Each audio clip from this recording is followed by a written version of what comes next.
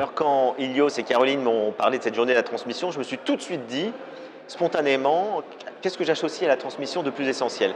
Et ce qui m'est venu, c'est que c'est pas tant de transmettre des connaissances, des informations, un métier, ce qu'on apprend à l'école finalement.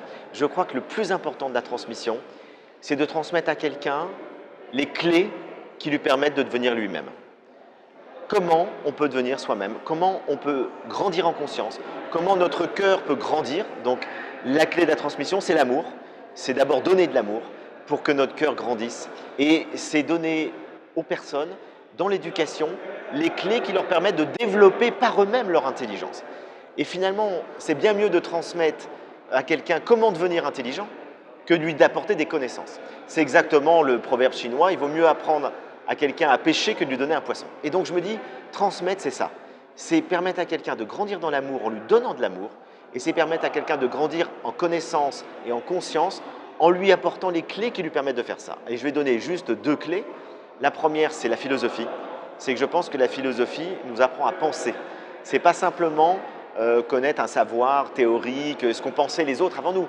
La base de la philosophie, comme le disaient les Grecs, c'est l'étonnement, c'est l'interrogation, c'est l'argumentation. Et donc apprendre aux enfants à penser me semble une chose essentielle. C'est pour ça que je fais de plus en plus, et c'est le thème de mon prochain livre, de la philosophie avec les enfants dès la maternelle. Et puis la deuxième chose, c'est la méditation, puisque la méditation nous donne une clé d'accès à notre intériorité, à nous-mêmes, et nous permet aussi d'acquérir un discernement, une distance émotionnelle. Et donc je crois que de transmettre très tôt aux enfants l'apprentissage de la philosophie, de la méditation et de philosopher avec eux pour leur apprendre à penser, c'est ce qu'on peut faire peut-être de mieux dans la transmission, avec bien sûr l'amour. Tous les pièges, on les connaît. C'est-à-dire, c'est évidemment la transmission de ce qui dévalorise la personne. C'est tous les parents qui disent tu ne vaux rien. C'est tout ce qui va aller contre la construction de l'estime de soi.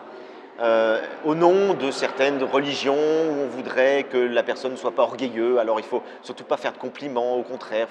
Tout ça, ça a été une éducation de nos grands-parents. Aujourd'hui, on a compris qu'il était essentiel de valoriser effectivement l'enfant.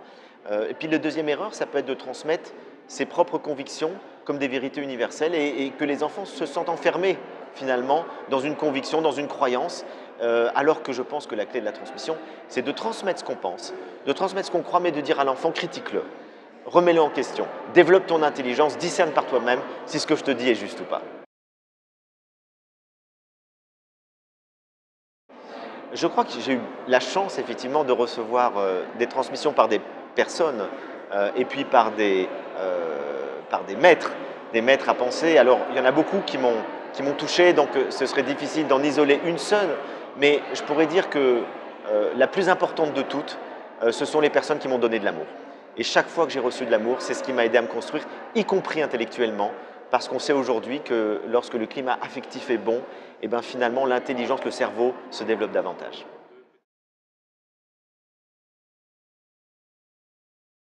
Apprendre à aimer la vie et à dire oui à la vie, quoi qu'il arrive.